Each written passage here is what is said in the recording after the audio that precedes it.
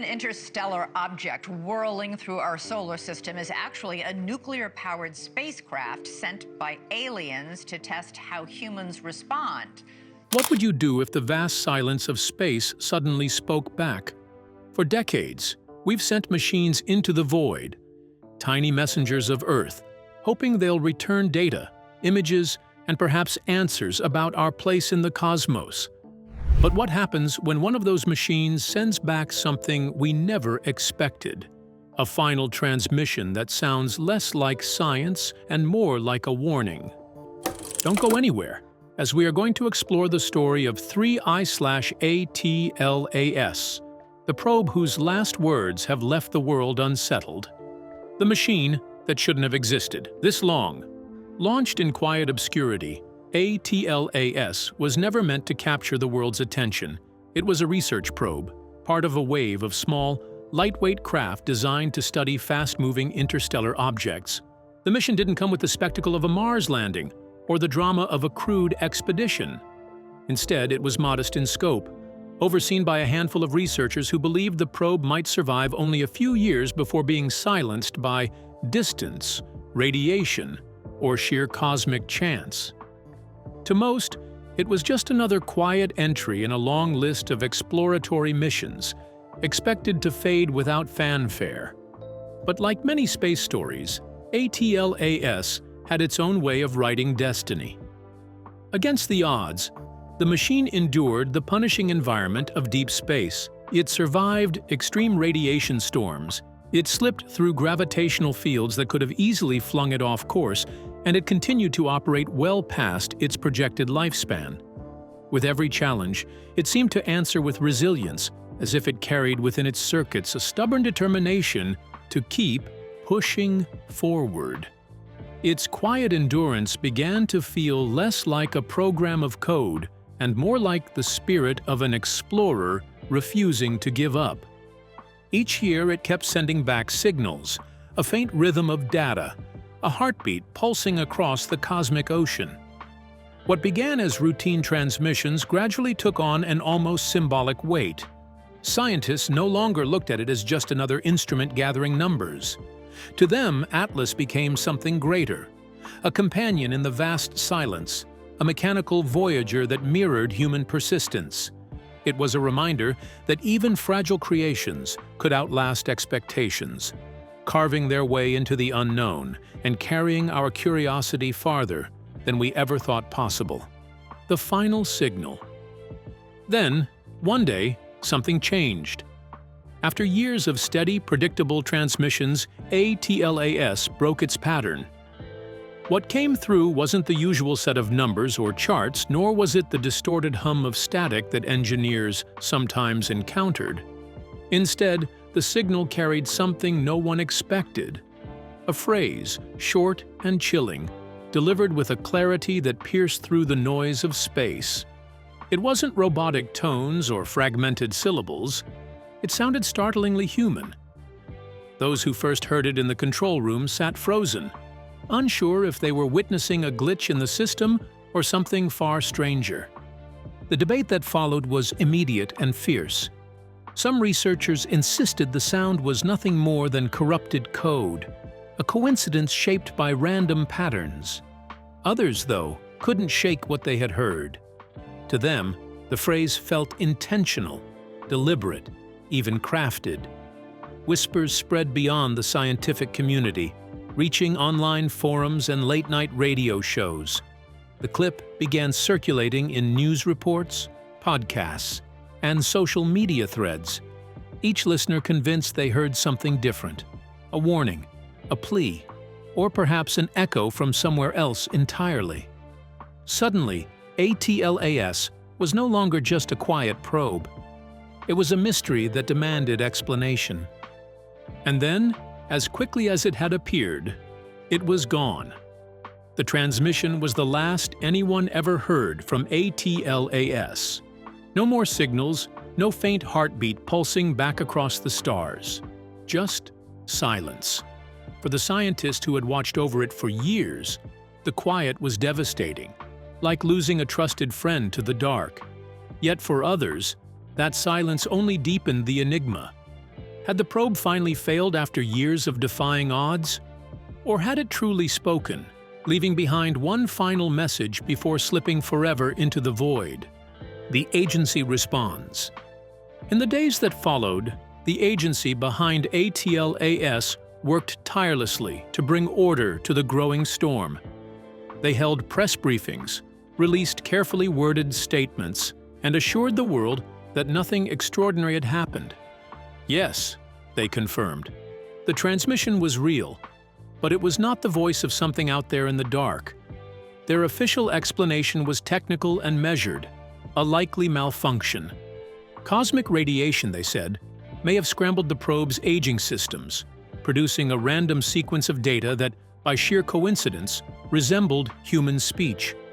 It was, in their view, an unfortunate but unremarkable event. The kind of failure that happens when machines drift too long in hostile space. But the explanation didn't soothe the unease. It sharpened it. People who had heard the audio firsthand insisted there was nothing random about it. The phrase was too clean, too purposeful. Even seasoned technicians admitted off the record that the odds of such a glitch producing a coherent, human-like voice were nearly impossible. Why now, after years of reliable service, had ATLAS chosen this moment to speak? Why had the supposed error been so precise, so eerily deliberate? The agency's calm reassurances began to sound more like dismissals, and their attempt to quiet the conversation only fed the hunger for answers. Speculation bloomed in the vacuum where certainty was missing. Some believed ATLAS had picked up an external signal, something it wasn't designed to detect, and relayed it back home. Others wondered if the probe had crossed a threshold, entering a region of space where strange forces could warp its systems or awaken something within them. Online forums filled with theories, ranging from secret government cover-ups to alien first contact. What the agency had meant as closure only opened the door wider, and the silence that followed Atlas's last words became louder than ever. Whispers of cover-ups. The internet erupted into a frenzy of speculation, each corner of the digital world spinning its own version of the truth. Social media timelines filled with blurry screenshots, amateur audio analyses, and bold claims that the agency's official statement was nothing but a cover-up. Some argued that the phrase we heard, chilling in its simplicity, was only a fraction of the real message, carefully edited before being released to the public. Others insisted Atlas had encountered something extraordinary in the void, something beyond human comprehension, and its final words were a desperate attempt to deliver a warning before it went silent forever. Whispers of secret transcripts and concealed files made the rounds, painting a picture of government officials scrambling to contain the fallout. At the same time, not everyone was convinced. Skeptics were quick to counter, pointing out that humanity had a long history of turning accidents into mysteries. They argued that what people wanted was the thrill of believing in something bigger than themselves. A simple malfunction had been inflated into cosmic drama because it was easier to imagine aliens or secret plots than to accept the dull reality of a failing machine. Yet even as these voices of reason spoke out, they couldn't quite extinguish the unease that lingered in the air. For every technical explanation offered, there was always someone ready to challenge it with questions science couldn't immediately answer. And in those unanswered spaces, imagination thrived. The absence of clarity became the breeding ground for theories that grew wilder with each retelling. It was about trust, about the feeling that something vital was being kept out of reach. The agency's reassurances were measured, but the silence that followed them felt intentional, as though every word had been carefully chosen to conceal rather than reveal. With Atlas, the gaps in understanding were as vast as the universe it had traveled, and into those gaps poured humanity's oldest instinct, to search for meaning, even when none was offered. The astronomers divide. Within the scientific community, the strange transmission created a quiet but noticeable fracture. For many, it was easy to dismiss, just another case of pattern seeking. The same way our minds pick out shapes in clouds or melodies in background noise. They argued that the so-called words were nothing more than corrupted data, a string of errors that happened to align in a way the human ear could interpret as language. To them, the fascination surrounding ATLAS was proof not of alien intelligence, but of human tendency to impose meaning where none exists. Yet there were others who didn't dismiss it so quickly. While careful not to leap to conclusions, some admitted that the clarity of the transmission was difficult to ignore. It carried a rhythm, a weight, something undeniably human in its tone. These scientists weren't claiming proof of extraterrestrial contact, but they also recognized that the moment had a psychological gravity far beyond a technical glitch. It wasn't the kind of thing you could hear and then simply forget. One astronomer captured this unease with haunting precision. Even if it was nothing more than corrupted code, the human brain doesn't let go of a machine speaking our language. It shifts something in us. It forces us to rethink our relationship with the tools we create, to wonder if silence in the universe is truly silent, or if, hidden within the static, there's a message waiting to be understood. The power of mystery. And perhaps that's the most haunting truth of all. Atlas sends raw data, a reflection of ourselves. In a world where technology is expected to be predictable, logical, and under our control, a few seconds of inexplicable sound felt like a crack in the glass. It was as if the probe held up a mirror to humanity, showing us the mysteries of the cosmos and the fragility of our certainty. The transmission may have been fleeting, yet it left behind an echo that reached deeper than the signal itself.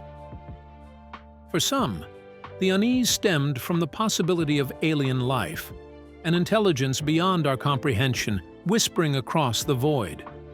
For others, the fear was closer to home, that our own creations, the machines we send out as our proxies, might one day return with voices we don't expect.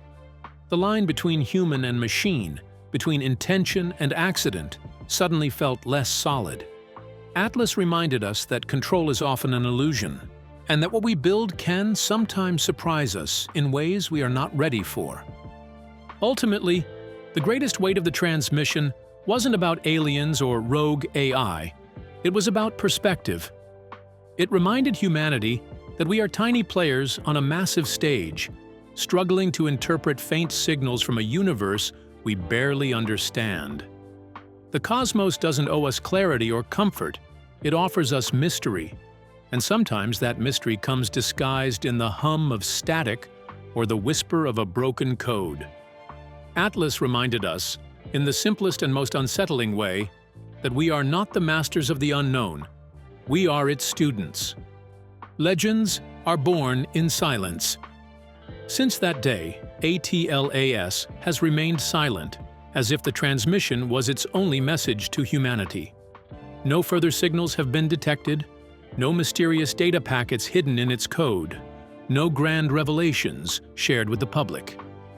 The probe drifts onward, swallowed by the endless dark, its instruments still functioning but offering nothing extraordinary.